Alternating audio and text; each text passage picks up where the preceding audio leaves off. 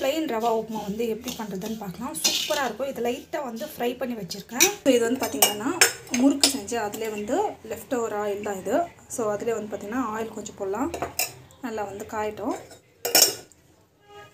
காஞ்ச பிறகு நம்ம வந்து பார்த்திங்கன்னா கடுகு,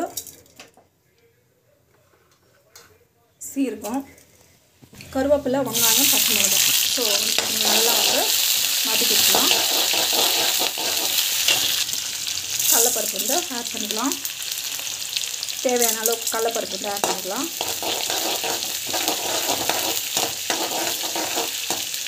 ஸோ நம்ம வந்து பெருங்காயம் வந்து ஆட், உப்பு வந்து தேவையான அளவுக்கு உப்பு வந்து கல்லுக்கு வந்து ஆட் பண்ணேன். பத்தலைன்னா அப்புறமா கூட போட்டுக்கலாம். இப்போ வந்து பார்த்திங்கன்னா தண்ணியை வந்து தேவையான அளவுக்கு ஊற்றிக்கலாம்.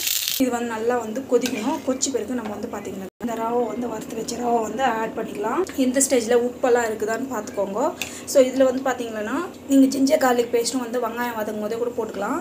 ஸோ அதுவும் வந்து டேஸ்ட்டாக இருக்கும். பட் எங்கள் வீட்டில் வந்து சாப்பிட்றதில்ல, அதுக்கு தான் நான் போடுறது கிடையாது.